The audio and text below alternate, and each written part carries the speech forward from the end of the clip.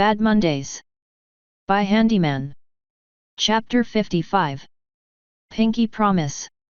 Crimson was staring angrily at the silver war hammer. As was tradition. Once more, she swung the thing around and around and around. Still nothing. She smashed it into the floor, the walls, and even flat out tossed it end over end in frustration. Still nothing. She suffused it with her magic and got nothing. She analyzed it as best as she could, and she still could not find any incantation. However, whenever she charged a particular spell, an offensive bolt of magic or perhaps a gout of flame, the warhammer shone in the way Master's armor did when the sunlight struck it. Only then did she see a semblance of the magic running up and down the hammer's length, ethereal flames, or sparkling, crackling magical energy. Then, when she struck the ground with the warhammer, the magic dispersed violently, just like Master had said it did back in the Changeling City. For the life of her, she couldn't understand why. It wasn't enchanted. No wizard had put their time and energy into this thing. The process of enchantment, at least as it concerned creating a magical object, would have left obvious elements she could then analyze. This? Nothing. There was something else going on here, and she wasn't sure what it was, but Master had left it to her to figure out, so she'd be damned if. Crimson. Ah! Crimson yelped and dropped the warhammer, spinning around with her horn blazing. Handy raised an eyebrow at her. Any luck? Crimson drew in a deep breath to stop her panting and wiped her brow with a fetlock. She had been at this for hours. She didn't hear him coming. The construction upstairs had been so noisy that she had stopped paying attention, and she didn't notice it had all stopped. No, Master, sorry. Crimson lifted the warhammer and handed it to the human. It is not a typical enchantment. I am not sure how it is doing what it is doing. It might take me quite some time to unravel it. That's fine. Right now, I have something more important for you to be working on. Handy took the hammer and placed it by his side. Crimson looked up. What is it? The pony delegation from Equestria brought with them many experts in various fields. Apparently there's to be an exchange of culture and technology to solidify relations. She stared blankly at him. Basically there are a lot of ponies around, and I snagged a farming earth pony to help with the fields of the Haywatch estate. I was hoping you could tag along with him and his helpers to keep an eye on them, maybe assist them in case whatever is poisoning the fields turns out to be magical in nature. Can you do that? Of course, Master. Despite her words, she seemed to be holding back a grimace. Handy smiled. What's wrong, Crimson? Afraid of strangers? What? No, she said defensively. Listen, I understand, but these ponies are here to help, supposedly, and I trust you more than them in either case. Handy paused. Also, you need to get out more. What? What do you mean? I've been talking to the alchemists and you tend to scare people. So do you. She pointed a hoof accusingly at him. Yes, but the difference between us is that I occasionally go to the pub. Look, Crimson, you trusted me to look after you, right? This is me looking after you. I don't see how it is. Crimson raised a foreleg to her chest. You need to be somewhere with other people that isn't either a cluttered office or a dank, underground dungeon. Crimson huffed. I like it here, she protested. Handy briefly looked around. Crimson, this is literally a dark, cavernous basement cut out of rock. There are creepy mage lights hanging in the air casting dark malevolent shadows everywhere, and there is an empty coffin in the corner. Yet, well, you sleep down here. At least I acknowledge how strange that is. Handy retorted. Crimson looked down and kicked a hoof. But it feels like home, she whined softly. Handy was momentarily struck by that, but shook his head and sighed. And that is why you need to get out more. The further you get away from the mistress and her lair, both externally and internally, the better. Handy walked over to her. He patted her on the head while she was still looking down, and she flinched in surprise. Now go on, they're waiting upstairs. I gave the construction crew the rest of the day off. Crimson grimaced, but nodded. I'll try my best with them. I only ask that you don't crush them like bugs, he joked. Not even a little. Crimson. I am joking, master. All right, I'll go, but I don't have to like it. That's the spirit. Crimson flicked her horn and turned off the lights before walking up the stairs to the surface. Handy left the basement but didn't follow her out of the shell of the manor. The builders had managed to finish the exterior walls, the first floor, and most of the roofing, but quite a lot of work remained to do on the inside. At least it kept the cold out. She left the front of the building and pulled her hood up. The sudden chill of the air made her shiver, the thin coat of sweat on her pelt suddenly making her regret the excursion. She brought the cloak closer about her, looking about and trying to spot the ponies she was being sent to babysit. Turning the corner and heading towards where a new well was being dug, she all but ran headfirst into a living wall of muscle. She blinked up at the towering crimson stallion who regarded her with placid, deep green eyes. He blinked once, slowly and lazily. Hello. Are you the equestrian I was supposed to meet? She took a step back and looked around. There didn't seem to be any other ponies around. Ei up. She waited for him to continue, but he didn't. I take it there are more of you coming around. Ei up. So they're not here yet. Enapi. His short orange mane was blowing in the breeze, but the cold didn't seem to so much as faze him. Crimson cleared her throat. Well, my name is Crimson and I am here to assist you in the soil analysis. She looked down at the ground and realized just how boring a mission she had been given. She'd rather have a dozen more unsuccessful hours with the warmer than this. Ei up. The large stallion blinked once and switched the long reed he was chewing on from one side of his mouth to the other. Crimson gave him an odd look. You don't talk much, do you?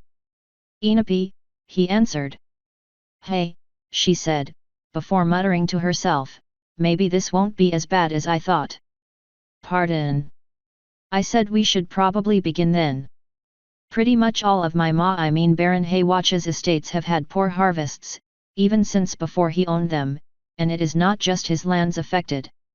We should probably start with the western fields since they had the poorest harvest, she explained, walking off through the snow. They walked in silence for a few minutes as she led him through the fields in question. There were plenty of griffins out and about. Just because it was winter didn't mean the farm work stopped, after all. The stallion eyed them all curiously as they went about, occasionally stopping, watching as a few of the serfs mended fences, or shored up an old shed, or fed the few grazing animals. She occasionally stopped and waited for him to catch up, wondering what he found so interesting. They toured the western fields for a bit, Crimson explaining the local areas and boundaries, which ones had the worst crop yields, and who tended to them. The stallion seemed to simply nod in acknowledgement each time, mentally noting all that she was telling him. Eventually the other ponies began appearing, being directed to their position by the local griffins. Crimson carefully studied the faces and marks of each of them on reflex as they received their orders from the stallion, who she learned was Big Macintosh. After the last of them was directed to their respective fields, Big Macintosh watched them for a minute and then, almost idly, scraped the snow off the ground and dug a small hole out with his hoof. He leaned down close and looked hard at the soil, as if looking for something. Then he snorted, turned, and walked towards a nearby hill with a lonely sycamore tree at its apex.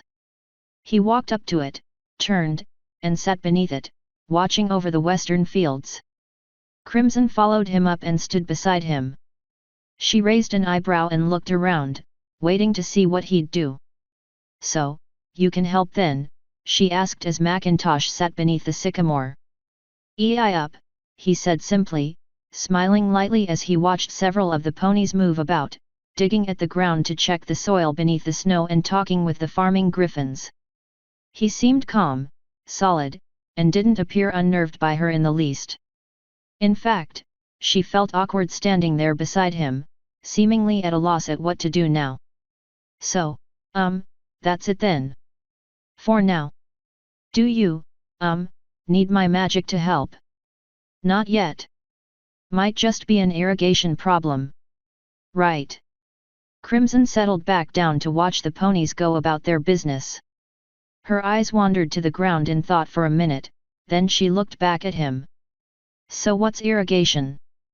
Big Macintosh looked over to her and she kicked a hoof into the snow, avoiding his questioning gaze. Well, it's when you work the ground to make sure water regularly gets to the plants, help them grow, Big Macintosh explained. Oh. Doesn't that happen anyway? She asked. Enapi. It's more complicated than that. Plants need a lot of work. You need to keep them watered, and till the soil, all sorts of stuff. Oh. Well, I think the Baron said the water seemed to be fine. I think, she explained, trying to wrest control of the conversation. That's so? Well, we'll find out then, he said with an air of content finality, and continued watching over the ponies at work. Several of the local griffins were being brought in to help out, given their expertise in farming the land over their lifetimes. Crimson just stared. That's it. Ei up. For now. Can't you just tell if there's something wrong with the soil? Enapi. Why not? She asked. Can't you just magic the soil and find out what's wrong with it? He asked. Well, yeah, I actually can. Have you? He looked at her out of the side of his eyes. Well, yes. And did you figure it out? Well, no. It seemed fine. He hummed. Well, I could if I had enough time, she protested. Oh. Yes, she said proudly. Over all this land. Crimson looked out and saw exactly how much land she would have to cover, and how much time it would take to analyze it all. She said, uncertainty entering her voice. Ei up. All we're doing here is narrowing the possibilities down.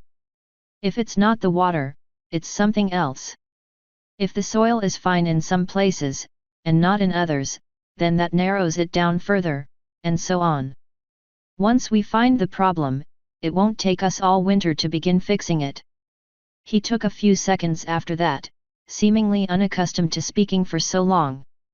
I guess, Crimson conceded. It ain't like your fancy magic, ma'am. Farming requires patience. Crimson gave an indignant huff. I'll have you know magic requires a lot of patience. I'm sure. I'm just saying, farming can't be a quick fix with a simple wave of a horn. You need patience to find the problem. If it's magical, we'll need your help. Right now, I suggest you just try to relax. We might be here a while. Crimson snorted but said nothing, instead turning away to watch the fields. She glanced back at him before taking a seat herself beneath the tree, shuffling to ensure she sat on her cloak and not the cold snow. They sat in silence for some time. So, your name is Macintosh? She asked in time. Ei up. The wind tussled his mane. She looked away, idly kicking a tuft of snow near her hoof. Right. And you're a farmer? Ei up. She looked at him in thought for a moment. Where are you from? She asked. Ponyville. Nice little place, right beside the ever-free forest. And you, miss? She was suddenly lost for words. Around. Here and there. You one of them traveling ponies? Sort of, she lied. So, Ponyville. Sounds nice. Ei up. The sycamore gently swayed above them, the white bark stark and beautiful even in the midst of the all-encompassing snow around them. Crimson pulled her hood up and stood. Do you, would you like some tea? Macintosh gave her a light smile. Ei up. Great. I'll just go and get some then. She awkwardly hurried towards one of the nearby houses. Thoughts whirred in her head, thoughts of a sunny day and swaying sycamores. She shook her head. She needed something to clear her head, something mindless but productive. Time for tea, she quietly said to herself. Dash equals dash. Handy struggled to get the second gauntlet off his arm. The clasps were in a different configuration, and taking off his new suit had been something of a chore. He placed them on the makeshift stand one of the griffins had purchased with his money, which of course looked odd because while compact, such things were designed to hold griffinic armor. He shrugged and pushed the entire thing into a corner after casually tossing his remaining gauntlet onto it. Looking around, he couldn't quite keep a strange nagging feeling from his mind. It was odd, not unpleasant, but odd nonetheless. He was in the hallway, which had nice wooden paneling halfway up the walls, darker than the light wood that made up the floor, which was covered in a variety of comfortable-looking rugs. Nothing matched, but neither did any of them look out of place. The lights were lit with long-lasting tallow candles housed in glass, a little addition Crimson had suggested which Handy had not thought of, but one which he appreciated. He let his hand slide along the wall as he walked into the common room, the most fully furnished of the finished rooms and, Handy was pleased to note, currently the warmest, even if half of the upstairs was exposed to the elements. A fire was blazing, safely contained behind an iron grating which valiantly stood between it and Handy, right where it belonged. He smiled and moved to take off his cloak before it finally struck him. This was his. All of it. For the first time in his life, he owned a house of his own, and it finally hit him after all this time that, materially, he was better off than at any other point in his life. That had been his goal in life, hadn't it? Money, power, fame, or well, at least infamy.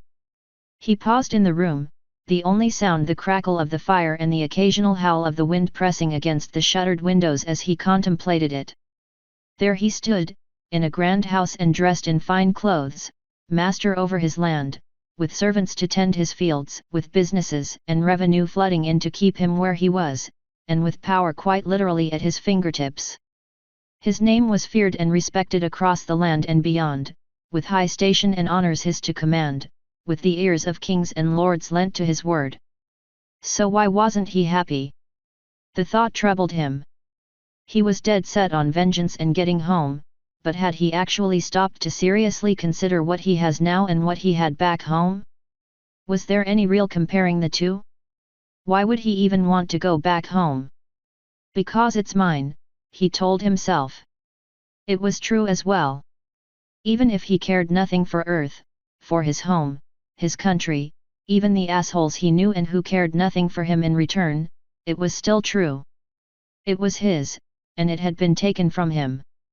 That was an injustice he would not stand for. He had been wronged, and he would see it made right and recompense paid unto him for the trouble it caused. But this was his as well, he now realized. If he did make it back, what would become of the businesses he owned? His serfs and tenants, would they be handed on to the care of someone else or split between the local lords? Would his tenants lose their homes at the behest of some baron or merchant landlord who grew impatient or fickle? I'll leave it to Clipwing. He can manage it. But could he? Gethrenian law wouldn't allow him to simply pick an heir. He could always just request it of Johann as his will, and simply trust the king to dispense with his estate at least in a somewhat equitable manner, but he could not guarantee that. Did he not owe his servants something? What of the pilot of his airship? What of Featherbrain, the alchemists, and all of his brewery workers and the rest of the jobs that rely on his properties and businesses? What of Crimson? He couldn't, he realized, be absolutely sure they'd be all right without him. Even when he was not here, his title and office gave people meaning and security in their lives, gave them jobs and roofs over their heads. The more he thought about it, the more he found it difficult to, in good conscience, forget about them. It was different before he had people who actually relied on him. He'd never had that before. He would have to ensure, somehow, they'd be taken care of if he ever did take his leave of them for good. But that wasn't what was bothering him. Stop it. There was something else about going home that was really eating away at him. All the rest was just window dressing. No. Even if he did defeat the odds and make it home, it wouldn't really be home anymore, would it? Not for him. Stop it, he snarled under his breath, trying hard to suppress his thoughts.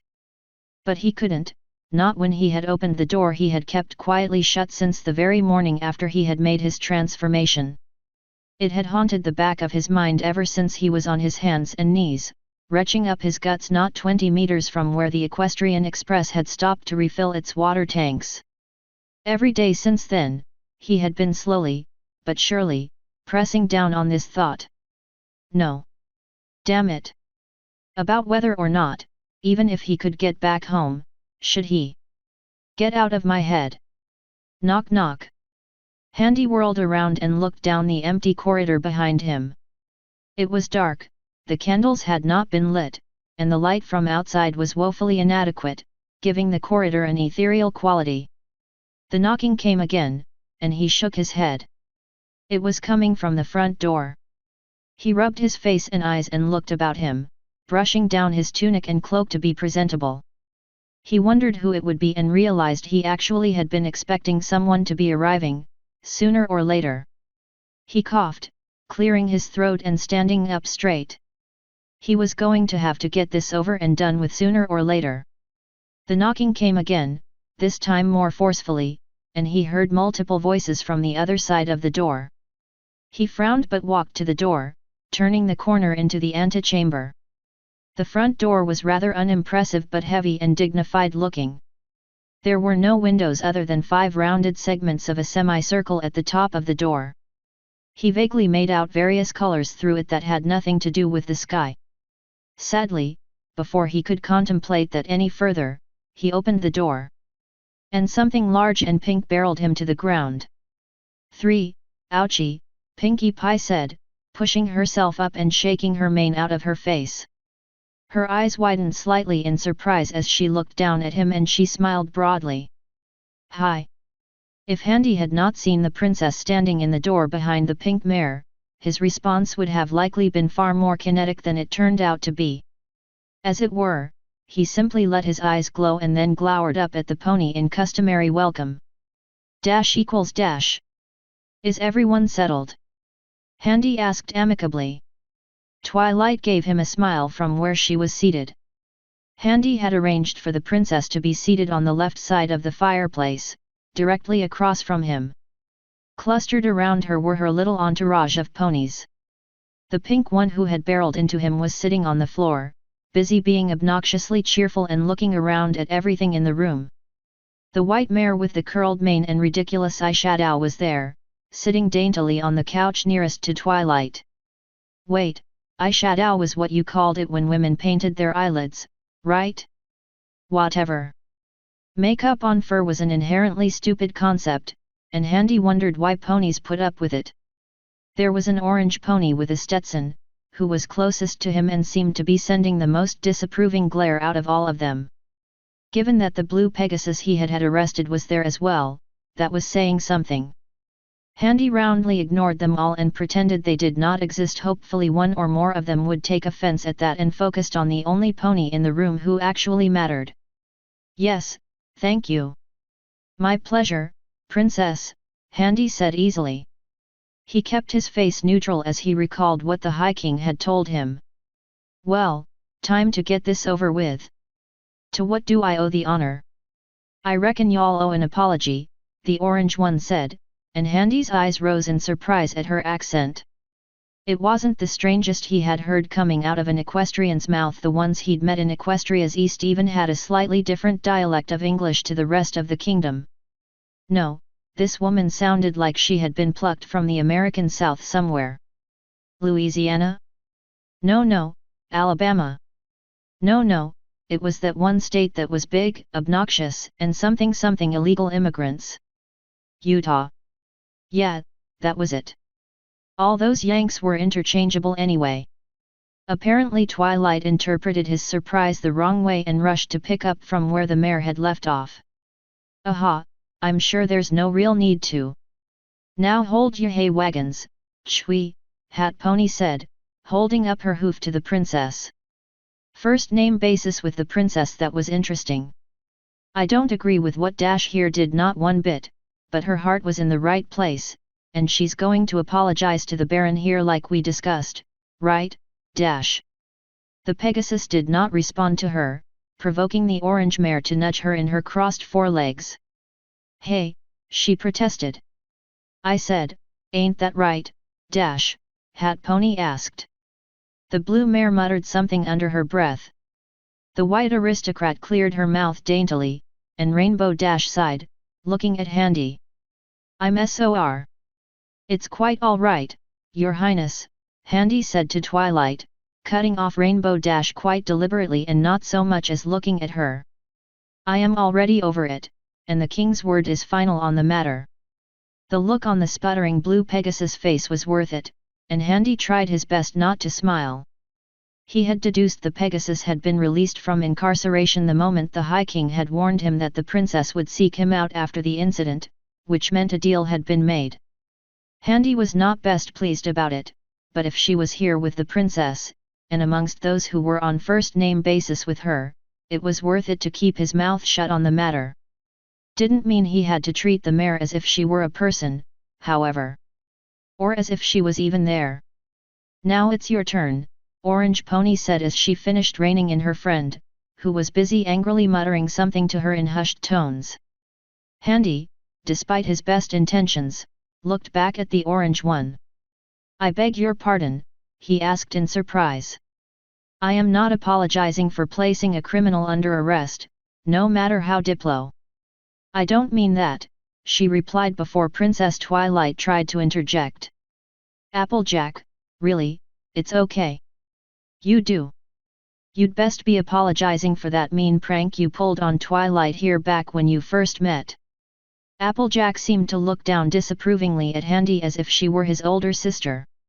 It'd be funny if Handy wasn't busy trying to suss out what she was referring to. Then it hit him. The delightful afternoon he had spent feeding the young princess before him mountains of bullshit regarding Earth, and his little scare tactic that he played upon her not long after they were done. Oh. Yes, Handy said in as dignified a manner as he could manage. My apologies for not immediately recalling. I had other matters on my mind. He then looked over at the princess, who seemed to be much more still and nervous than she had been before. Briefly he wondered just how rattled he had left her at the time, but pushed the thought aside. Time to simply smooth this over and then get the ponies out of here before something regrettable happened. Therefore, he summoned up his most sincere-sounding courtly tone of voice and proceeded to give an apology he didn't mean in the slightest. Your Highness, you have my sincerest apologies for my behavior back then. I am afraid I was still rather sore towards your kingdom for my circumstances at the time, and could not resist the opportunity for the prank as it appeared to me. A form of petty vengeance, you understand, but for that, I am sorry. The look on the orange pony's face seemed to sour noticeably as he spoke. However, Twilight's reaction on the other hand was considerably more relieved. I understand, she said, smiling once again. If it's all the same, I still want to say how much I am sorry for Rainbow Dash's actions the other day. Oh come on, Twilight. Dash whined. Rarity shushed her. Think nothing of it, Princess. I am sorry for all the circumstances that have made this little meeting necessary and my part in them.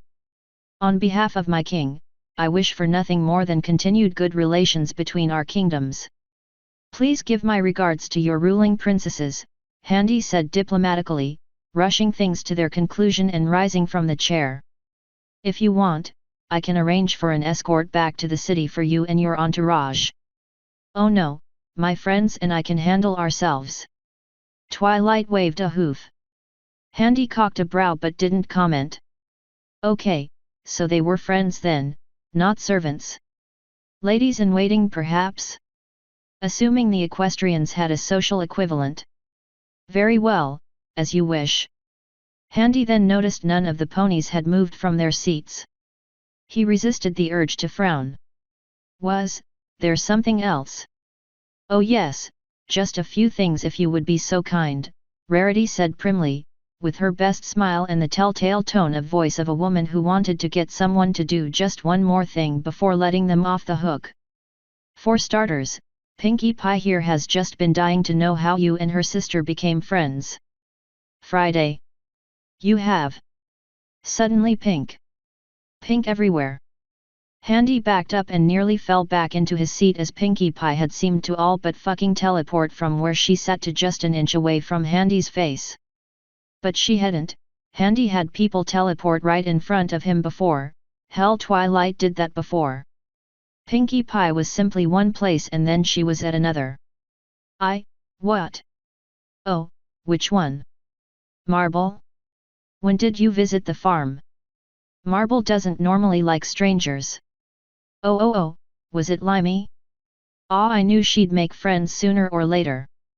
She's always so standoffish with ponies. Actually, now that I think about it, that doesn't sound like her either. She'd just growl and push ponies away. It's not as if she'd be one to go wandering around and meeting Po, and Pinkie sucked in half the room's air as she suddenly gasped loudly, her eyes widening in realization. Maud? You mean she's your sis? Oh, why didn't she say something? I mean, we were talking all night before the train trip over here, and I thought for sure if there was anything to talk about she would have. Pinkie! Twilight suddenly cried. You weren't supposed to tell Pony about this. Oopsie. Pinkie shrunk and smiled sheepishly. Handy's surprised and confused visage melted away at that and he allowed himself a frown. So, I am to take it you had planned on seeking me out from the outset. Twilight briefly looked away and rubbed the back of her neck in a very unprincessly manner. Handy sighed and glanced out the window. It was getting dark, and Crimson hadn't come back yet. He had somewhere to be and needed to get this over and done with. He sat back down. Very well, if we have our apologies exchanged, what else do you want of me, princess? There's no need to be snippy, Mr. Applejack said. He ignored her as Twilight cleared her throat. Yes, well, I actually came here to ask you for, she tapped the armrest of the chair in thought, for a favor of sorts. A favor, Handy repeated, his voice flat. Yes. I mean, that is if you would be willing to. Rarity rolled her eyes and muttered something about letting her do the negotiating. Twilight frowned at her but turned back to Handy, her smile hopeful but nervous. Princess, he began, exactly why would you think I would ever be disposed to doing you or any equestrian a favor? We are acquit of our differences, are we not? I owe you nothing. I understand that, I do. I know you don't want anything to do with us but she looked over at her friends for support. It would really mean a lot to us if you could help. It could help further the friendship between our two kingdoms, she hurried to add. Handy was unmoved. And say I should consider this. Exactly what is it you would ask of me, princess? Well, it's just. Have you heard about the Dragon Lands? Handy's face was like flint. What about them? He asked carefully. It's complicated, but, we need some pony to go into them. Not anything dangerous. We just need some help only the dragons can give and Well, the dragons would respect you because of your reputation but... No, Handy said simply. Twilight blinked. Wait, just hear me out. I have, and my answer is no, princess. I am sure Equestria has resources enough to give you the aid you need. You are a princess, are you not? I am sure there are enough knights in Equestria willing to do your errand for you. I have my duties to my kingdom to consider. I understand that, but you need to listen. We can't do it ourselves. And why not? Handy pressed. Twilight played with her tail nervously. We tried. The dragon lord who borders Equestria was a friend. However, things have changed. Ponies are not allowed in, the dragons have all been recalled, plus they don't respect equestrians anymore. And what is it you need from this dragon lord that is so important that you'd be desperate enough to seek me out? Handy asked. Desperate? Dash protested before she was hushed by Applejack. We need their help. A friend of ours is sick. They already won't let us in to get the help we need, but we have to bring him there. Handy paused for a moment and leaned back in the chair, joining his hands as he did so. And your friend, I take it, is a dragon? He asked. There was a palpable silence in the room before she answered him. Yes. Then that certainly clarifies matters. My answer is still no. Twilight looked distraught and the others gave out a variety of weary sighs and disappointed grunts. Please, Twilight begged, you have to help us. Spike, we don't know what's wrong with him, and I'm afraid. Handy didn't answer, keeping his peace. Pinkie had returned to her friend's side and placed a hoof on her foreleg for support. Twilight looked down. Excuse me, a sweet voice broke the silence. Handy turned in surprise. The mare with the light pink mane poked her head from behind the couch the other ponies were seated on. Handy had completely forgotten she was even there when he had first let the small army of ponies into his home. She had kept herself quiet and out of the way this entire time. Hell, he could barely hear her hooves as they struck the floorboards, so softly did she move. If you don't mind, Spike really could use the help. We know you don't like dragons all that much. That's okay, I was scared of dragons too for the longest time. What? Madam, I am not scared of dragons, Handy protested. Rainbow Dash snorted. Sure sounds like it, she said under her breath. Handy favored her with a caustic sideways glance. And that's okay, Fluttershy said, but really, he is quite a young dragon, and he does seem very sick. He really means a lot to us, and we really would be ever so grateful if you could help him out. I know we're asking much of you, and we don't mean to be a burden, but we wouldn't be here if we had other options. I hope you can understand that. The sincerity in the mare's voice was almost disarming, and Handy had to take a moment to recompose himself. He cleared his throat. I am sorry, but my answer is unchanged. Handy got back to his feet and studiously ignored the looks on the ponies' faces as he moved towards the door. I regret you had to waste your time seeking me out, and I wish you all well and hope you do find a solution to your friend's ailment. He opened the door and gestured to the corridor beyond. The girls hadn't moved at first, looking over at Twilight, whose face was still downcast, with only the crackling of the fire to fill the silence. Then the first hooves hit the floor. Applejack had left the couch and began walking towards the door, Rainbow Dash following after her. The first two ponies' faces were nakedly disapproving. Dash's was hostile, the yellow mare's face was sad. Pinkie was smiling, mostly trying to cheer up her compatriot. Rarity's face was studiously neutral as she followed the princess, who had been trailing behind. Handy stepped out of the way and allowed them all to pass.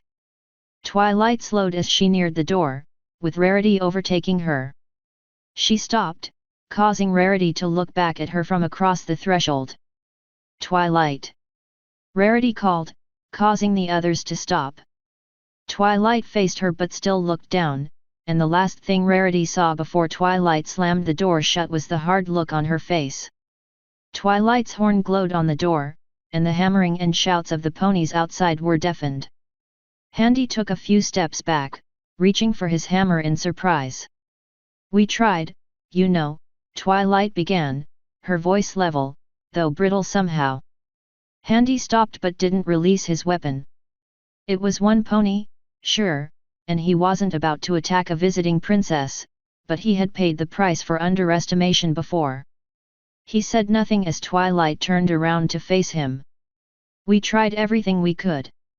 I even tried to go there myself but was stopped every time, as if they were expecting me to do that.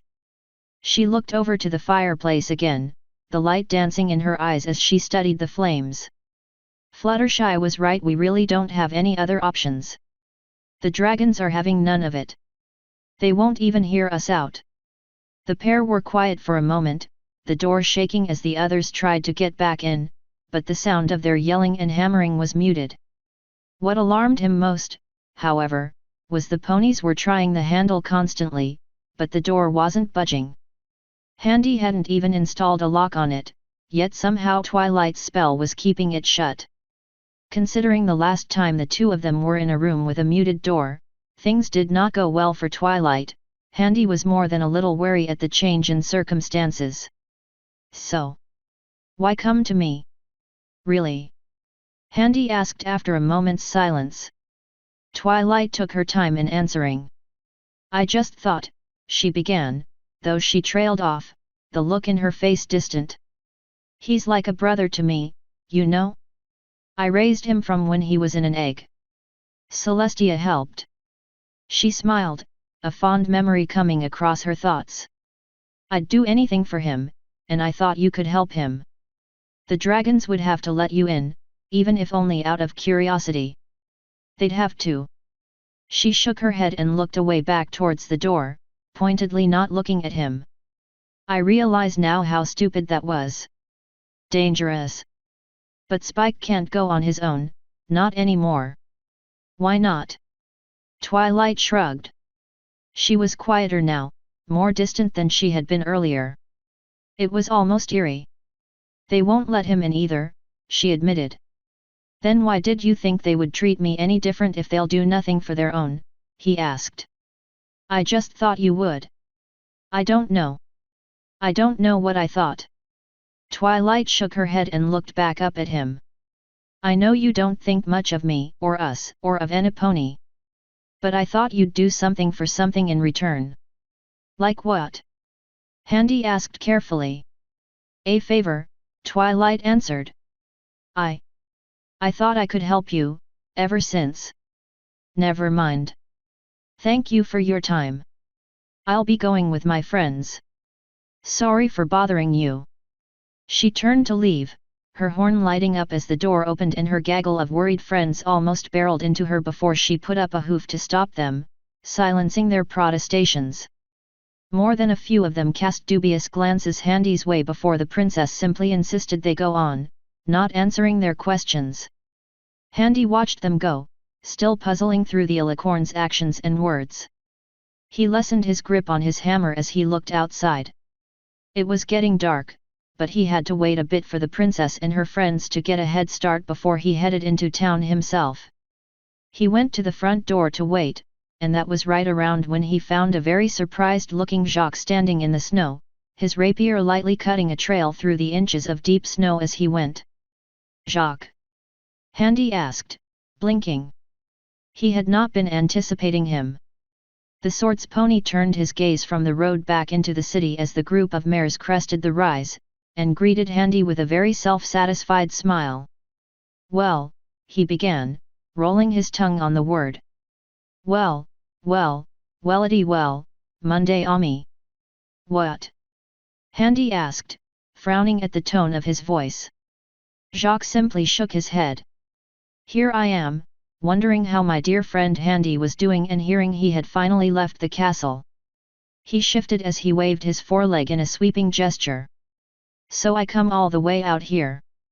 Because I know just how joyful and happy a stallion you are, I figure you'd appreciate my offer to come into town, go drinking, forget about worries for a while. And Handy gave Jacques a suspicious look. And lo and behold, I find out my dear Ami Handy already knows how to have a good time, with 6 beautiful mares strutting out of his home no less. Handy's mouth was agape as he tried to word a response to that. Jacques put up his hoof up to stop him. Say no more, Monday Frere, I see you are a stallion who likes to keep to himself, and I can respect that. Maybe all that talk about feigned righteousness and restraint was to keep up appearances. Say no more, I know the power of a good reputation. I shall say nothing. I'm just so happy you could see things my way eventually, and fine taste I must say. Handy kicked the nearest snowdrift into the smarter's face, causing Jacques to sputter and shake the snow from his head, still laughing. Wise ass. Handy sneered. What are you really here for? Oh, nothing really, Jacques said as his laughter died off, I really did come to see if you wanted to go out. Also, to be nosy and see what all this fuss is about your new house, he added, whistling appreciatively at the manor. Handy relaxed. Can't really, already got plans. Jacques' ears perked up in surprise. Oh? You never have plans. Haha, but really, I'm meeting someone. Handy turned to see Crimson approaching from the direction of the farms, sans earth ponies. Seemed like they would be staying with his serfs and tenants. Me and Crimson have an appointment with the King's Marshal. Ah, government business, he asked. Yes, Handy lied. Maybe another time. Ah well, I'll join you on the walk back to town then. Sides, I do so enjoy needling your little mare. Handy frowned. Careful, what I said about messing around with my servants still applies.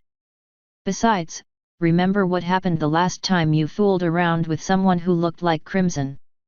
Handy asked, closing the door to his manor and locking it.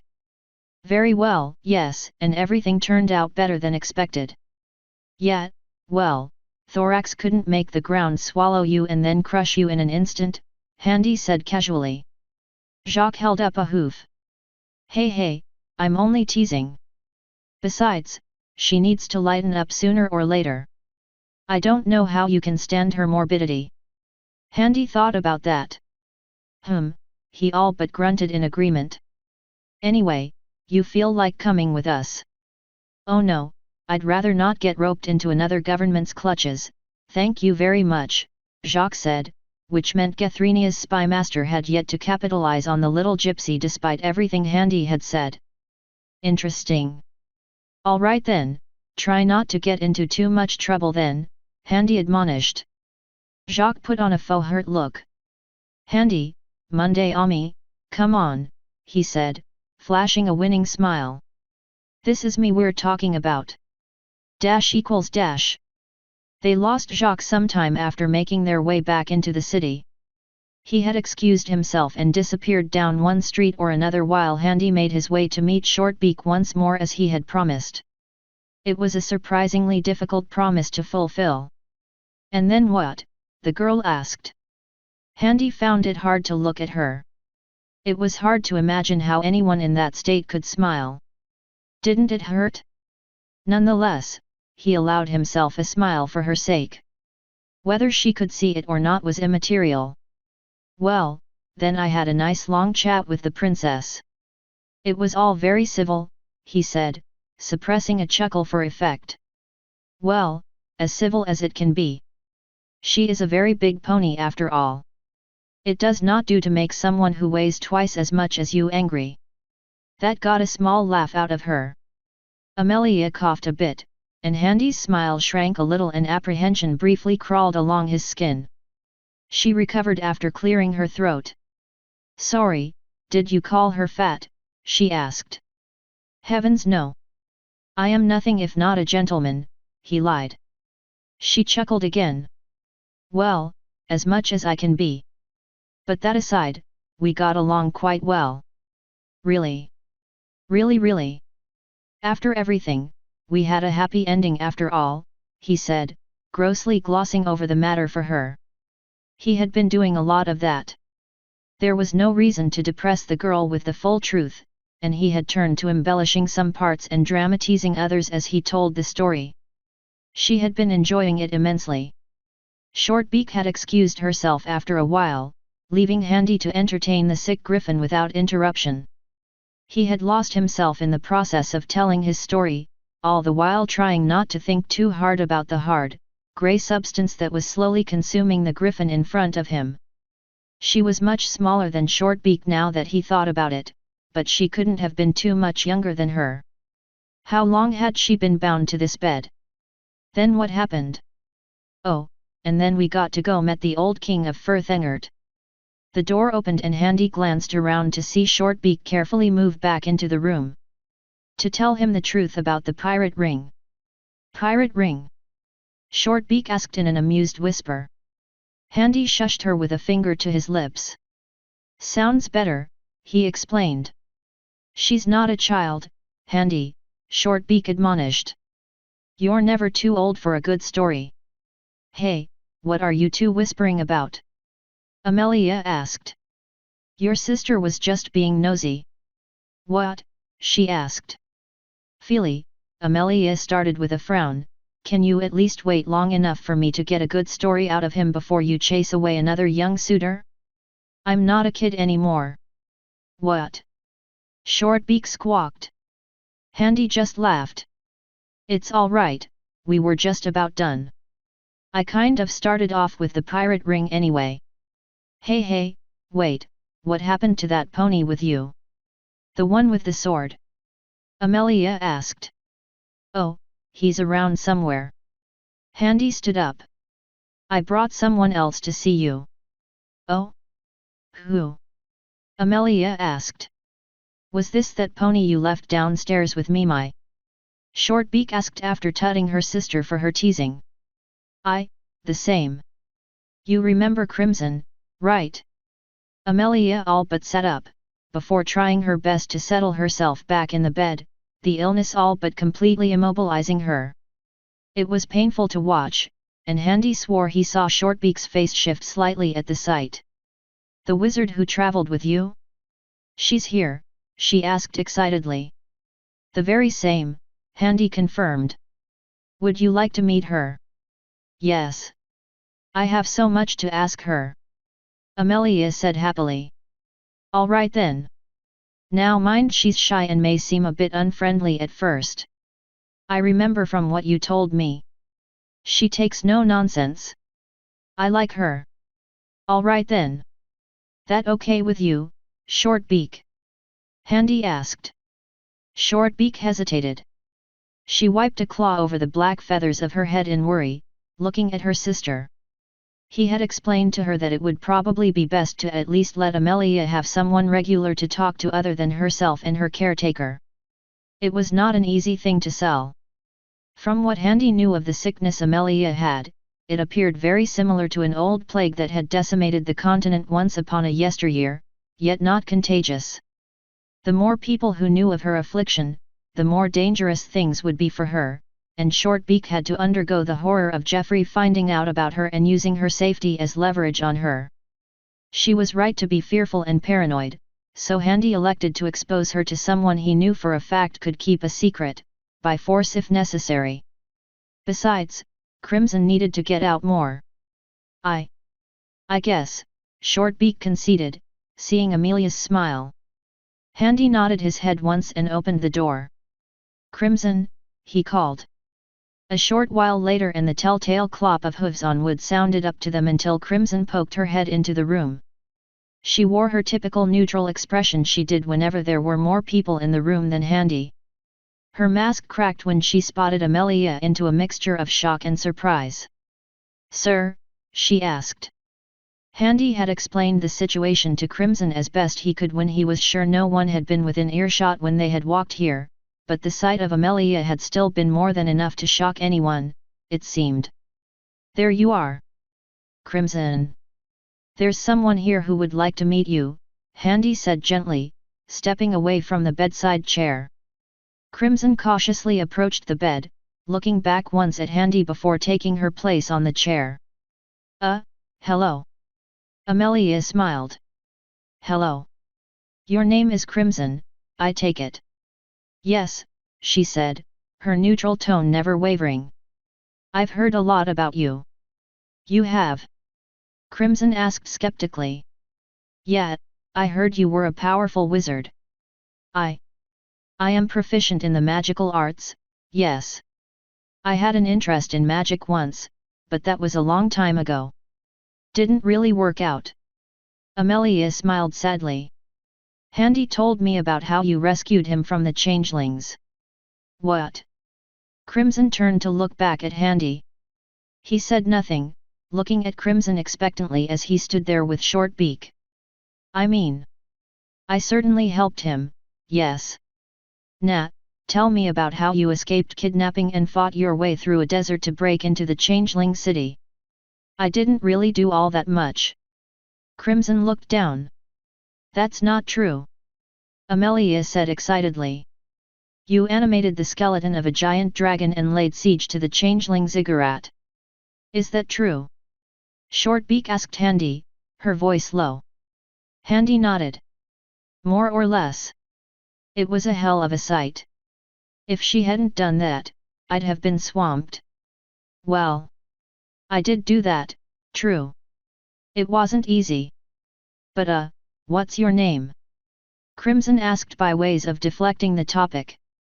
Amelia, she said with a smile, holding out her good claw. She couldn't move the elbow, but the gesture was obvious. It's an honor to meet you. Crimson hesitated, looking at the claw, glancing to the side a few times before gingerly reaching her hoof forward to shake the claw. Crimson shade, she managed after a moment. Amelia chuckled. I gathered.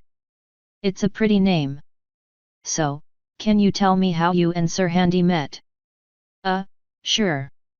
Crimson asked, looking back at Handy. Handy's eyes widened slightly. It was all she needed to keep a lid on it. We actually first met in a frontier town on the Badlands. Are you sure this is a good idea? Shortbeak asked Handy as Crimson began stumbling her way through her first proper attempt at storytelling that wasn't a convenient, short-term lie. How long has Amelia been on her own? Handy asked. What? You've been dragging her all over Griffonia, terrified someone would find out about her, kept her away from everyone with only yourself and maybe the odd caretaker for company. No wonder she was so excited to hear some stories. I didn't mean. I am not blaming you. In fact, it's a compliment you trusted me enough to bring me here just so you could fulfill a promise to her. I'm just saying that she probably needs more than just her sister and some random like me to keep her company. So, you brought your wizard pony? She asked as the pair left the room. Handy nodded.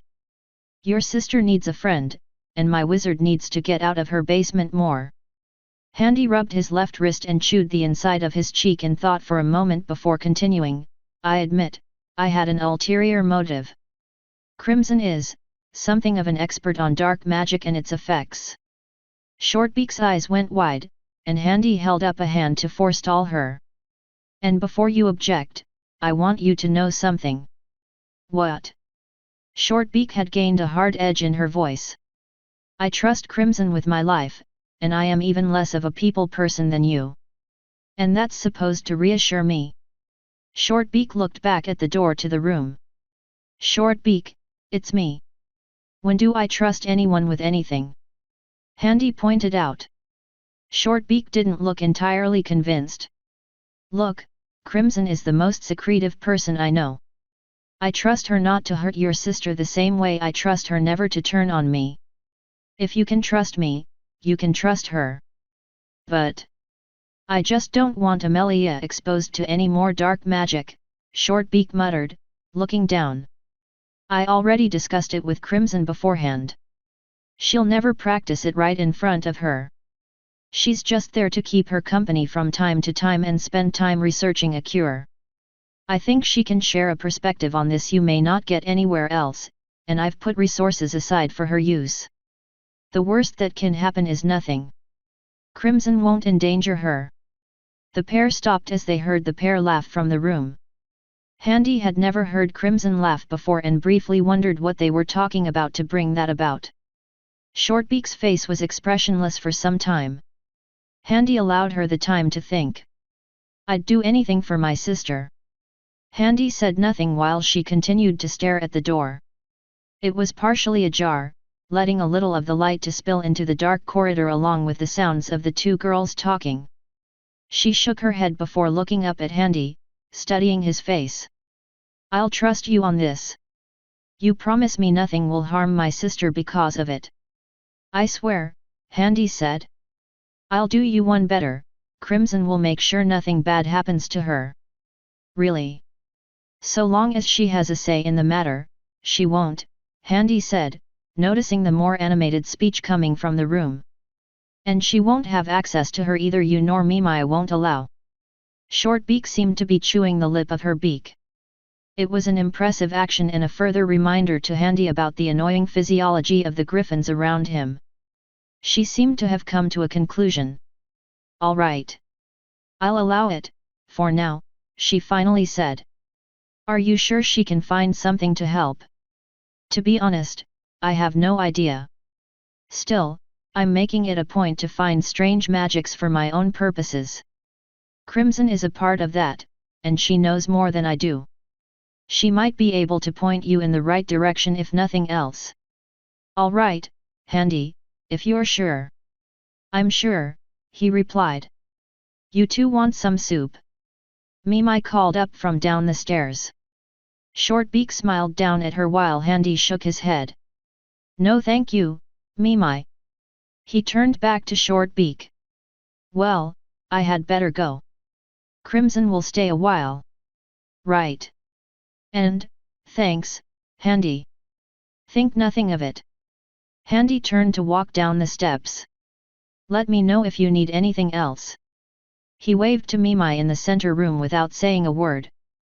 The blind griffin didn't wave back but bade him farewell nonetheless upon hearing his boots hit the floor. He was then left to his thoughts as he walked through the streets of Skymount, heading towards home. He really hoped he had made the right judgment with Crimson. He knew she'd never disobey him and hurt Amelia, but there was no guarantee she would hit it off with the girl. Still, she really did need to get out more, though he knew there was hypocrisy in doing that given how he felt about people in particular. However, there was a difference between Handy and Crimson in that respect. At least Handy actually had exposure to society before he turned his back on it. Crimson was just broken, and easily threatened. He couldn't just take her out on a bender with him and Jacques and hope for the best. Still, that was making a lot of assumptions. He wasn't sure if Amelia was the best option, even if she was literally tied to a bed and less of a threat to Crimson than the common cold. However, it gave her a purpose outside of serving Handy directly and made her interact with other people regularly on a somewhat equal manner, rather than the superior-subordinate relationship Crimson seemed to interpret everything as. If nothing else, at least she might be able to help the poor girl. Handy suppressed a shudder and wrote it off as the cold getting to him. He was reminded of Shortbeak's words about needing others to drag him to get the help he needed because he was too stubborn to do so himself. Perhaps this was exactly what Crimson needed? Only time would tell. He continued on through the city. The streets were surprisingly empty tonight, so he was mostly alone with his thoughts. The burning candles of the lamps illuminated the streets and cast stark, flickering shadows everywhere as the snow continued to softly fall. He reached a crossroads leading to the main bridge across the Opaltier River, his ordinary route back to his manor on his left, and the city center and castle to his right. He looked at the bridge and the empty boulevard of the marketplace before it for a time. His conversation with the High King lingered in his mind, as well as everything else that had happened that day. He considered his immediate future and what he'd need to do and accomplish in order to actually achieve his goals. And then he realized how much of that was being hampered by his own pride. He could follow that pride, and simply do nothing about it and continue blindly bullying his way through things without heed nor care for the feelings of others, traipsing back home and leaving things as they were, and let whatever doors were open to him close on his face. Conversely, he could keep his options open for longer and swallow his pride until he got what he needed done. He wondered which was more valuable to him right then, and which perils were worth suffering through. He sighed and turned away from the bridge and the trail back home, and faced the castle. He looked up and saw the castle illuminated with innumerable lights in the winter's night, and wondered whether he had one more trip up those god-forsaken stairs in him. Joachim, you are drunk, Handy said. No I'm not, the king said defiantly, refilling his goblet. Handy eyed the 3 pitchers of wine on the table, mostly empty. How the fuck was that griffin still standing, much less speaking coherently? How long have you been drinking? Handy asked. Since the ponies and whatever that was downstairs. The party. Sure, that. One moment it was all tense, and I was working myself up to prepare for a full day of diplomatic disaster to cap off my week, then something pink happened. Joachim seemed confused even though he was there for every second of the experience. That earth pony is weird. All ponies are weird. Joachim snorted. You're one to talk. Joachim. I know, he put down the goblet and fell back into the large chair by the window. I'm just tired, Handy. About everything. Handy walked over and, while Joachim had his claw over his face in exasperation, scooped up the goblet of wine. And tossed its contents into the still unlit fireplace. Hey! Drinking is not going to solve anything, Joachim. Handy placed the cup on the table behind him and sat on its edge. Well, it'll help me cope at the least. Joachim shouted. Cope with what? All it's doing is making you angry and stupid, Handy commented calmly. What do you think? This year hasn't been all sunshine and roses for me. I'm allowed to drink myself into oblivion so long as I fulfill my duties. What's it to you? You are my friend. Joachim guffawed. Yeah, I'm sure. I mean it, Joachim. How about you show it? The remark bit, but Handy held back the retort on his tongue. He had thought about it. It still rankled him that Joachim had publicly demoted him, misguided as it was. He looked off to the side, rotating his jaw in thought. There was a large part of him that wanted to just cut everything and walk away and damn it all. He liked that part, it had kept him alive, and he would hold on to it for as long as it did him good. However, he wasn't sure if it really was the best thing for the job at hand. He looked at the bird for a moment, thinking to himself. It wasn't enough that he could rationally understand what Joachim did. It was practical, on one level, he could understand it, and if he were in his shoes, he'd probably even do the same thing. The problem was why Joachim did what he did, and that was the difference between the two of them. Handy was almost entirely selfish, whereas Joachim was a touch too selfless for his own good, even to the point of alienating his own best friend if he thought it was what was best for the kingdom. He weighed whether or not that trait was worth having in a friend, then decided whether that kind of judgment mattered. I'm sorry, Handy said after a moment. Joachim blinked. What? There, I said it. Handy crossed his arms. I am not repeating myself. Sorry, for what? Joachim asked, still blinking. Handy shifted and let out a breath. Sorry. I have been such an ass to you. You haven't been acting like a donkey. Oh, don't be fucking obtuse, you know what I mean. Look, I've been thinking, and yes, I am still pissed at what you did. I don't care why you did it, and yes, I still resent you for it. For all of that. I admit that I haven't been that great of a friend personally as I could have been. I should have been more upfront about what was going on behind everything. Maybe if I had been honest about everything about the mistress, old magic, the reasons why I have that pony mage following me around. I don't know. Joachim didn't say anything, but he slumped back in his chair. He sighed for a bit and eyed the pitcher of wine longingly. You know, I was worried when you asked for an audience that you were going to tear my head off. Handy nodded. It was on my list, but I am tired from walking around in this armor all day. Joachim chuckled. Excuses. He waved a claw.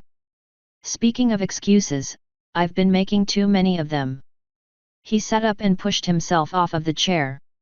At the end of the day, our friendship aside, you have served me as best as you are able. I literally owe my kingdom to you.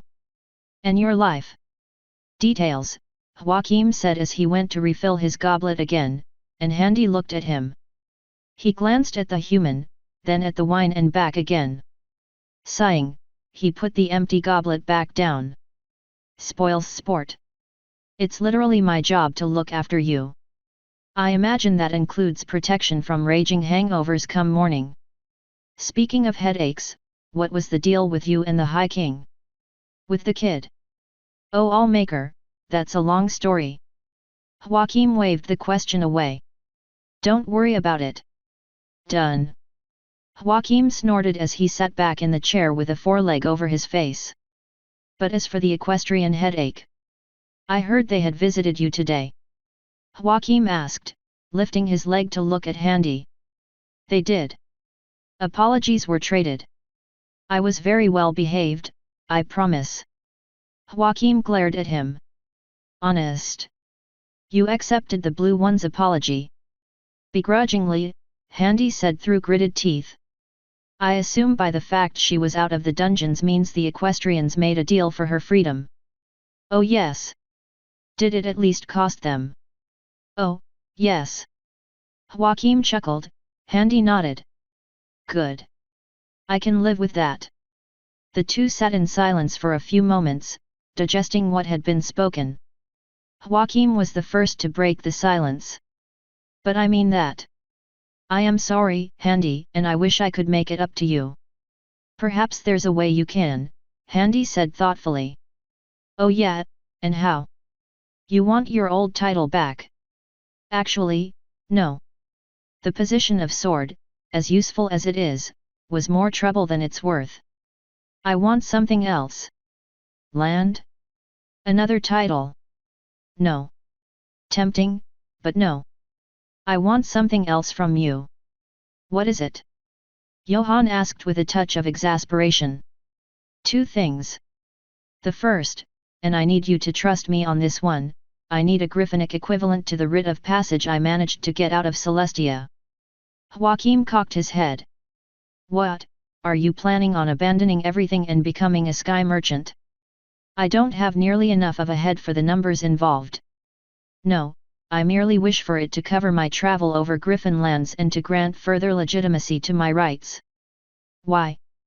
In case my hunt for the mistress brings me over some of the other lands of Griffonia.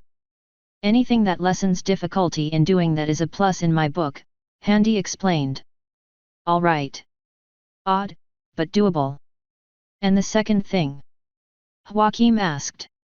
When we go to the delegation tomorrow, whatever I do, I need you to roll with me. That caused Joachim to freeze. What are you going to do, Handy? Do you trust me? Joachim opened his beak to respond but closed it, thinking hard for a moment. Well. Yes. Yes, I do.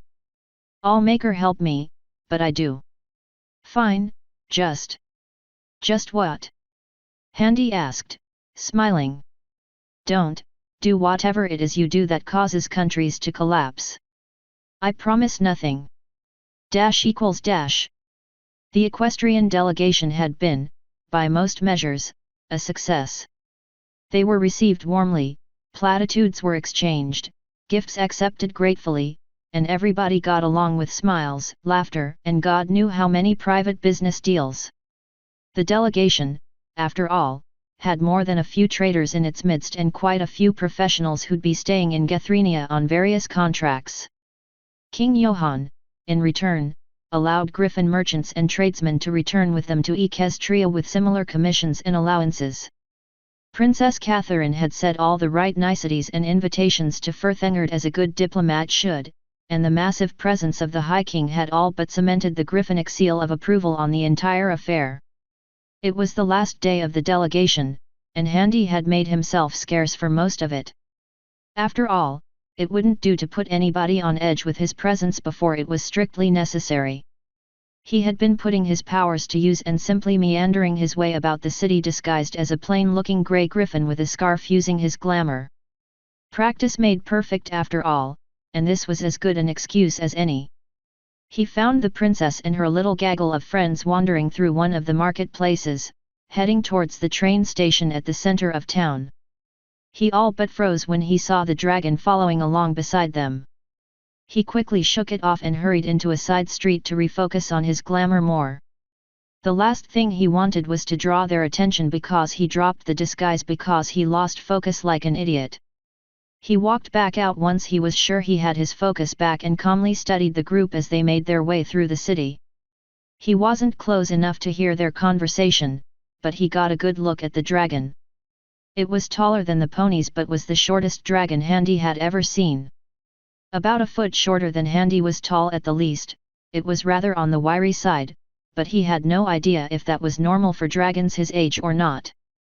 One thing was for certain, he definitely lacked the ferocious countenance of the dragon he had fought at the festival months ago. No wings, no horns, just rounded green spines running down its head to its tail. That was bizarre. Could dragons be wingless? The drake was following along beside the princess with a quill and scroll, apparently asking questions. The alicorn seemed deflated somehow, even though she smiled at the dragon as they talked. The others were doing their best to look around them and trade small talk, but Handy could see their worried looks. All except the pink one, who was smiling for some reason and literally pronking along behind the group. She seemed to be humming to herself as if she hadn't a care in the world. She paused for a minute, going wide-eyed and scratching the fetlock of her left foreleg intensely for a second before looking around her expectantly for a moment before prancing along to catch up with her cohorts. Odd. Well, that accounted for where they were, and so Handy headed back to the train station. Sadly, no matter how hard he tried, he could not find Fancy Pants again. The pony really did seem to have found his own way back to Equestria. He couldn't find Maud either, which was mildly disappointing. If her sister was that close to an equestrian princess, she would have been a fantastic contact to cultivate. He settled himself near the stage set up beside the station where the last ceremonies would be taking place. It was there Handy saw more photographers than he had even seen since coming to this world. Most of them were similar to those ancient flash cameras you saw in old movies, with the tall stands filled with a heap of powder and a cover for the photographer's head. Surprisingly, most of them didn't have a tripod to hold them up, but were rather held to the photographers by a simple harness around their neck. Hell, he even saw one that was made of wood. Must have been some poor desperate paper slate that wanted a piece of the story. Ah well, it was all immaterial as far as he was concerned. The festive atmosphere continued on until mid-afternoon, when the trumpets declared the arrival of the king and his entourage. Surprisingly, he opted for a landing arrival from the castle rather than a procession through the streets. There was probably some functionary somewhere blowing a gasket at the change in protocol. That should be good for a laugh with the castle staff when all was said and done. Well, at least Handy knew why the guard griffins were keeping a large stretch of the thoroughfare clear. Joachim's chariot landed with relative ease, and Handy's stomach squirmed at the memory of when he had shared a chariot flight with him. He feared neither heights nor flying, but somehow that damn thing turned his stomach. Briefly, he wondered how they got those things to land without immediately crashing into the ground as the pullers decelerated. There was swell of cheers from the citizens of Skymount when Johann hopped off and made his way to greet the equestrian dignitaries one last time before sending them off on their journey back home. Handy discreetly made his way to a street behind the stage before dropping the glamour. Nobody was going to let a random griffin approach the stage, after all. Johann made a speech for the benefit of the crowd as Handy approached, paying no mind as the griffins parted when they saw him approach. One of the guards thought about halting him approaching the stage, but thought better of it when Handy gave him a look. "Friends, on behalf of all of us here in Griffonia, I am honored to say it has been a pleasure to receive you with open wings, and we gratefully accept Equestria's outstretched hoof of friendship," King Johann said to the gathered crowd. Princess Twilight was standing on the stage beside him as he spoke, and a few of the photographers flashed their pieces as they snapped their front page picture for the printing presses.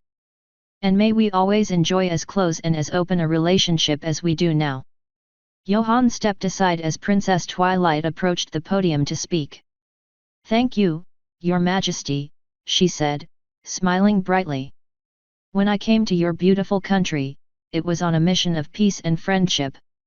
It warms my heart to see you all gathered together in friendship and harmony and that you have accepted us with such openness and wholeheartedness."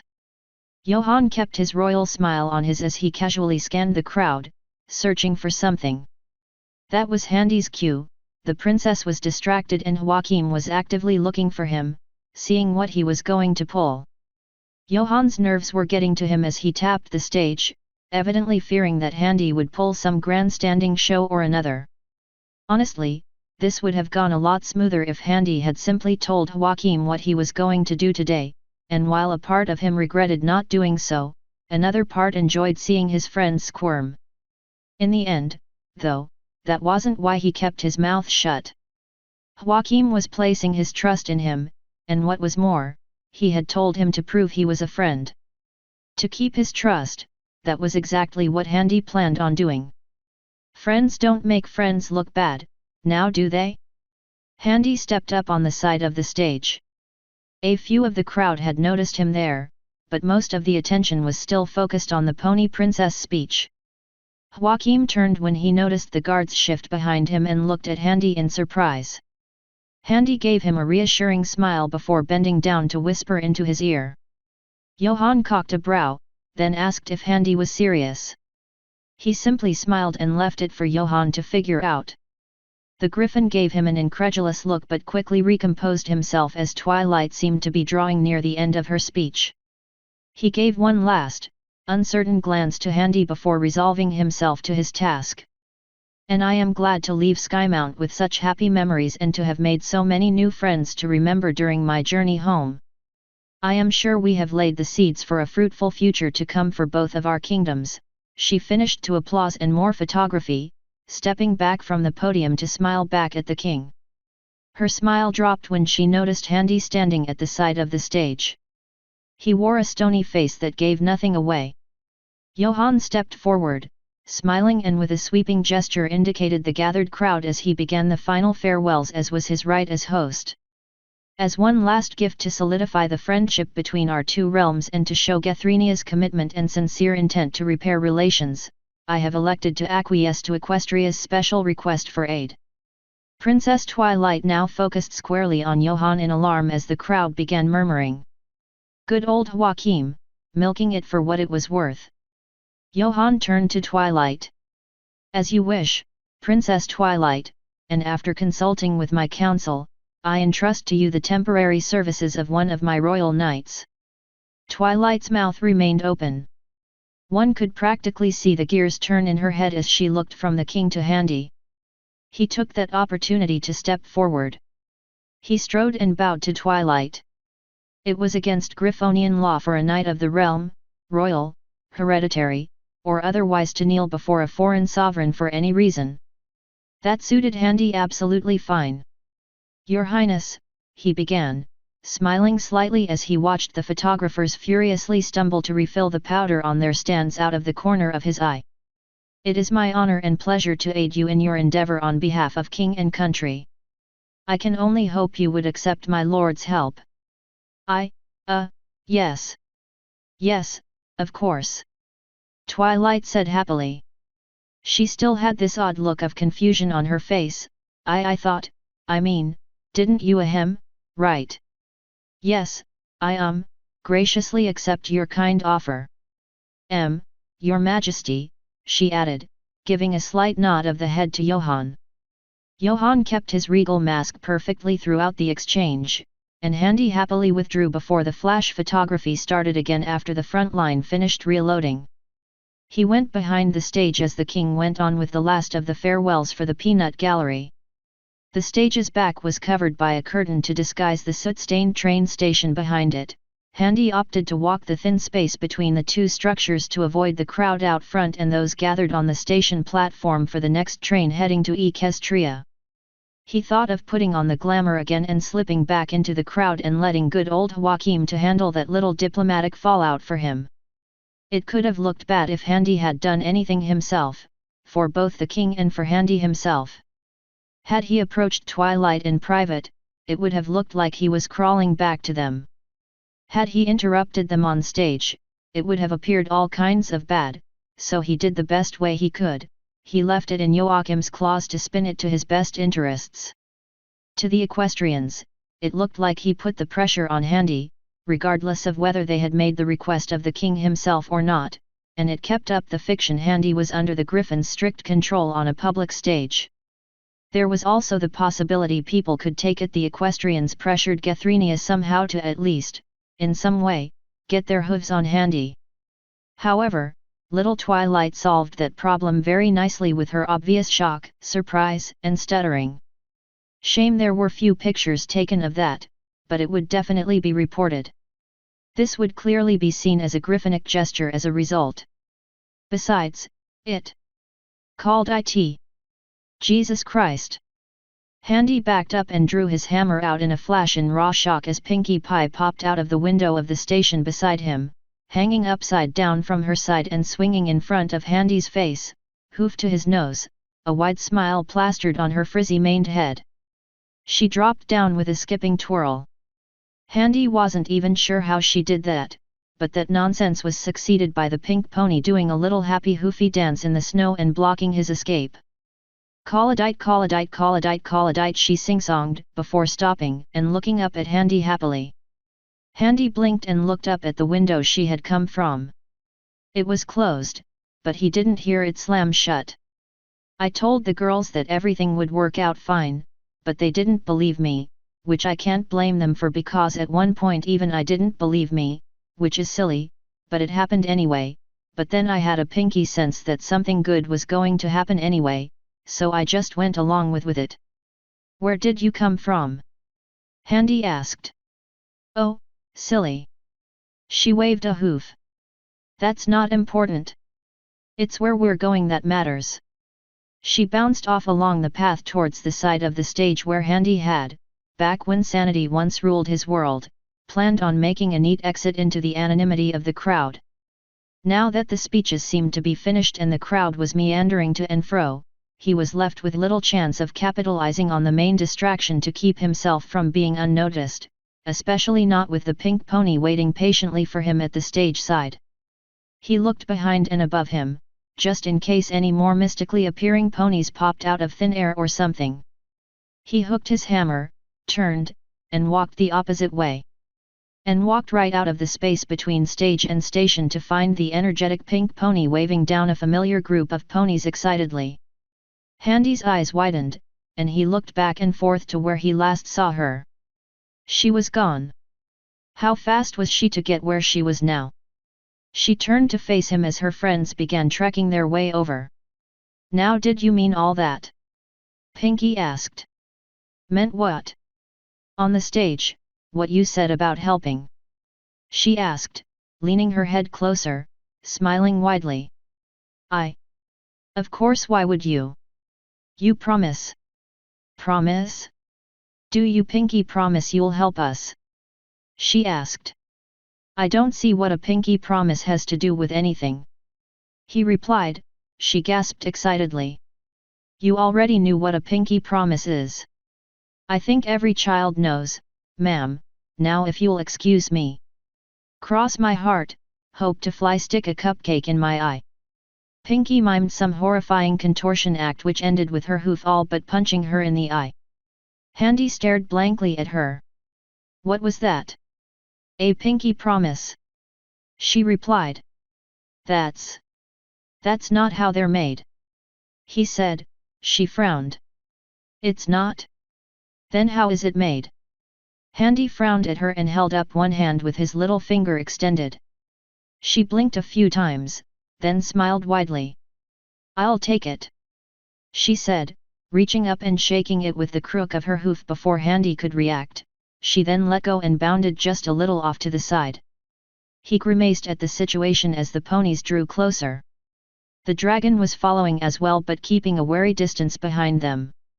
He looked around. Joachim looked like he was wandering off somewhere. He sighed. Well, if he was left to negotiate his price with the inexperienced princess, all the better. Well, howdy, looky here. Applejack leered as the group approached. I reckon y'all had a change of heart after all. Yeah, well, I still think he's a jerk. Rainbow Dash obnoxiously flew low to the ground and disturbed everyone's hair with the gusts kicked up by her wings. None of the ponies seemed to mind, however. Rainbow, hush, Rarity said, admonishing her friend. This gentle stallion has kindly decided to help out. Oh come on, he's only helping because his king is making him. Dash replied. And we should be grateful nonetheless. She turned to smile at Handy. Isn't that right, my dear knight? Quite, Handy confirmed as they closed in, looking up and trying to avoid the far too happy face of the princess. He breathed in deep through his nose. I suppose this young fellow is the dragon in question. Spike froze. Hello. This is Spike, Twilight said happily, gesturing to the young drake. Fluttershy nudged him with her head to get him to step forward and into the embrace of Twilight's squeezing one-legged hug. Spike looked up at Handy with something approaching pants-shitting terror. That was gratifying. It seemed at least one of the people present took the Dragon Slayer title seriously. He's the one we were talking about. Spike, Handy here has agreed to help you get to the Dragon Lands. What? Spike's demeanor broke at that, and he turned and looked at the princess. Twilight, I told you a million times that I'm fine. I don't need help, and certainly not from them, he said, crossing his arms and looking angrily to the side. Spike, you need help. You're sick, Twilight said, her ears flat against her head. I'm fine. I don't need any help, the dragon replied in a huff. His childishness was irritating Handy, but he kept his peace as he watched the scene play out. Rarity stepped forward and put her hoof on his shoulder. Spike, darling, she said in a reassuring tone, there's no shame in admitting you need help. You know something's wrong, and we're only trying to do what's best for you. We came all this way to try to get you this one chance to see the ponies, dragons rather, who can help you. Can you not at least give this a try, for Twilight's sake if not your own? Spike looked down at that, before glancing up at Handy and then quickly to the pleading look in Twilight's face. Okay. I'll go with him to the Dragon Lands. I don't see what good it'd do because, he looked up at Handy for a minute before looking back down again. Because you know. Oh thank you, Spike.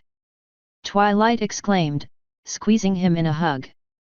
The pink pony seemed to explode into a small shower of confetti and was blowing on a party horn before it was plucked from her mouth by Rainbow Dash.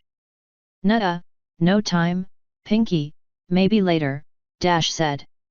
Pinkie almost visibly deflated with a dejected awe.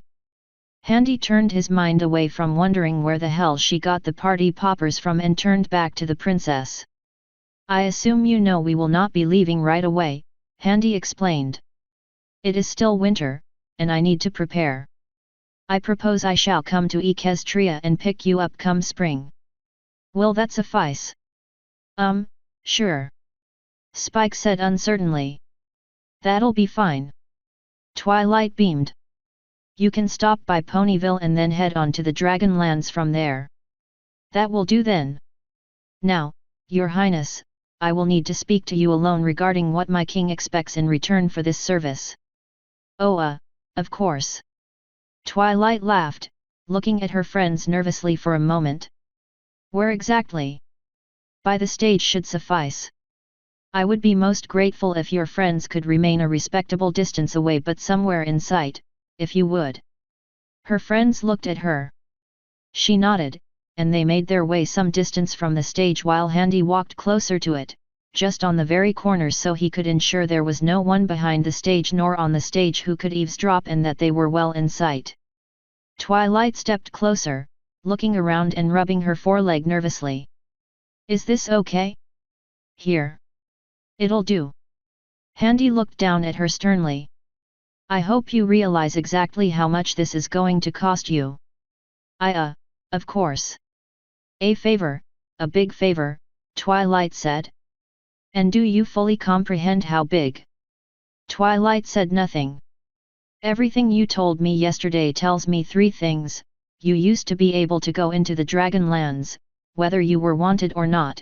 The dragons do not respect status nor kinship in keeping everyone out of it, and that you are betting everything on my status of Dragon Slayer as being of note enough to at least make the dragons curious despite their sudden bout of extreme xenophobia. Well, if you put it that way. And thus, this is more dangerous than it normally is, hence your desperation to seek me out for the sake of your friend.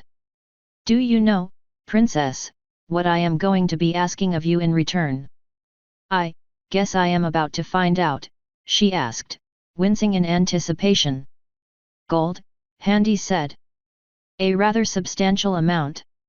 Or the same value in gems if you'd like.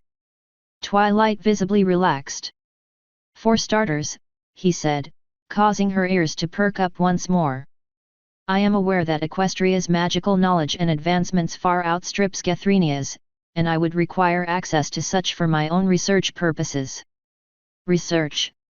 Twilight said, her interest piqued. Worry about that later. What immediately should be of interest to you, because you have hinted as much when we talked, is some manner of aid in my affliction. But I don't have anything to begin on doing that. I'll provide what is needed on my half. I just need your word on the aid you'll bring to the table. I guess I can do this, Twilight said uncertainly, rubbing the side of her neck. Is that all? No. I will require something for my own benefit that would take too long to explain in depth. A pint of alicorn blood. What? Twilight cried out in alarm, her friends suddenly taking note. Handy raised his hand placatingly. It doesn't have to be yours. I can even supply the containers to keep it fresh if you'd like. You can't be serious. Handy's expression was deadpan. Princess, I am a blood-sucking abomination unto God, courtesy of no less than your own kingdom. I am quite serious. All right. All right, I think I can give that. Can you wait until after? We'll see, Handy replied. One more thing. There's more. Twilight all but whined. Handy looked up at the dragon in thought for a minute, bracing himself for the decision. 1 year, he said at last. Twilight cocked her head. A year? A year of what? Service. If I do this, I would require the services of your young dragon for a year. What? That's ridiculous, she decried. No, I can't agree to that. Fine, get another dragon slayer to hop the border for you, Handy said airily. Go back on your word up on that stage before God and everybody. I can't. Twilight said. I don't own him. I can't just do that to him. Sounds like it's not my problem to resolve. Those are my demands. Take them or leave them. She stomped her foot down. No, I'm not accepting this. You're asking for too much. I am asking after my own interest, Princess, Handy said calmly. What is a year of service aiding in my research to his health? I would have a vested interest in seeing him through the Dragon Lands, would I not? That's not the point. That is precisely the point. He wouldn't be a slave, and I guarantee you his safety, or how do you think my kingdom would look if I went back on my word? Besides, is it not hypocritical of you to ask of another to risk their life, nay, to accept the services of one who is sworn to serve another, but then refuse to return the favor when it is asked? That's not fair. Twilight protested. Life rarely is, Your Highness. But soothe your own worries if you must. Spike is a free dragon, is he not? Ask him. Twilight looked back at Spike and bit her lip in thought as she saw him coughing once again. She turned back up and looked at Handy angrily. You're a piece of work, do you know that? Amongst many other things, Princess. Take your time. Twilight sighed and walked off towards Spike. He watched as she parted the dragon from the group to talk to him off on their own. The ponies alternated between looking over at Handy and Twilight while speculating amongst themselves. He briefly wondered how she was going to spin this to her friends if she agreed to it, but then, he didn't much care, did he? If she refused, what of it? Then he didn't have to go into a pit of murder lizards, all the while saving face and helping Gethrenia look good while Equestria looked bad. And if she did, he got a dragon to help with magical research. Perhaps Crimson could get a crack at it given how much she talked up those old dragon bones she had managed to take from the Changeling City. Although the more he thought of it, the more the former seemed both more likely and more desirable. Come to think of it. Deal, a masculine voice said. Handy was shaken from his reverie of a life of not having to deal with multiple hundreds of tons of fire-breathing murder lizards. What? Handy asked in surprise, looking down. The dragon was looking up at him with determination in his eyes. I said deal. Twilight was standing not far behind, as surprised as he was. From the looks of it, the dragon had strode straight over to him and the princess was playing catch-up. The dragon put his claw forward. I'll agree to your terms on one condition. Handy all but snorted in surprise. Where did this thing think it got off demanding concessions? Still, it was a dragon. I'm listening, Handy said. Every week, whatever we're researching goes back to Twilight, unfiltered and unedited, Spike said, and I get to wear a location amulet the entire time, so if anything goes wrong, Twilight can do something about it immediately, so don't get any ideas. Spike, Twilight began. She seemed to have been heavily stressed out by the negotiation and it was starting to show. Perhaps that was what triggered the sudden bout of bravado from this overgrown gecko if they were as close as Twilight had said. Handy narrowed his eyes at the young Drake, his voice low and dangerous. I don't have very fond memories of equestrian location spells. Yeah well, either way, they're coming with me as part of the package whether you want them to or not. No condition, no dragon. Got a problem with that? Spike challenged. Handy glared down at the Drake. Well, get a load of this little shit, he thought to himself. He looked up. Most of the crowd had dispersed, although some of the journalists from before seemed to be lingering around and a few had noticed the princess taking her sweet time. Better wrap this up. Fine, but know this, we will be watching you, Spike. Do not do anything to betray the trust of Gethrenia while you are here. The consequences thereof will go far beyond merely yourself. Am I understood? The dragon seemed to waver for a moment, and Handy swore he saw the thing swallow nervously. Got it, Spike said. Handy let out a breath and relaxed his stance. Very well then. I trust that suits you, Your Highness. Handy asked, looking at Twilight. Yes, she managed, looking at Spike with surprise on her face, then blinking it away to face the human again. Yes, I agree. Very well then. Keep an eye out this spring. I shall arrive by air and will not linger. Make whatever preparations you need by then. Spike seemed to deflate as the air left him when Handy turned to walk away. Twilight immediately went over to him. Handy left them as the group coalesced around the adoptive siblings as they hugged. Handy ignored the scene. He got what he wanted out of the bargain, no sense lingering around in case something else happened. Hey, wait up. That sounded like the orange one. Handy turned, and sure enough, Applejack seemed to be bounding over to him. She slowed as she approached and turned to the others, waving at them. I'll catch up. I gotta sort out something about my brother since he'll be here for a while. The others seemed to accept that and continue on their way.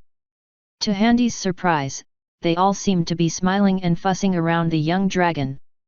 Perhaps Twilight had yet to tell them the whole deal? Applejack turned and smiled up at him.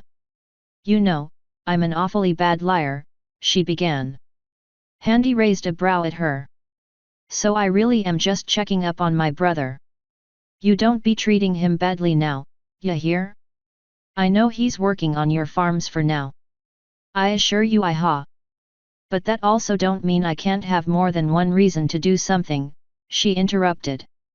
And I know a liar when I see one moving their lips. Got a right knack for it, I do. Excuse me. I know the real reason you didn't want to be helping us none. For all your talk, you're just too plumb scared, Incha. T was obvious when you flatly denied it after Dash there brought it up, she stated, smiling confidently at him. Handy glared at her. Ma'am, can you please get to the point? My point is this, thanks. Thanks? For what? For helping us anyway. Handy just looked at her. I doubt you'd be saying that if you knew how much it is costing you, Handy said stubbornly. Applejack grimaced.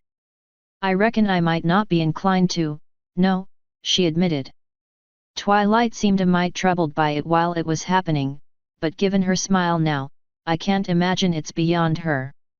But the fact of the matter is you're doing it, maybe not for right reasons, but what's being done is being done, and don't you worry none. Worry? Handy asked. I won't be telling no pony you're scared out o' your britches, Applejack said, her eyes bright and dancing with mischief. There it was yet again, another odd twinkling shine in a pony's eyes. Least not till ya get back with Spike, why here?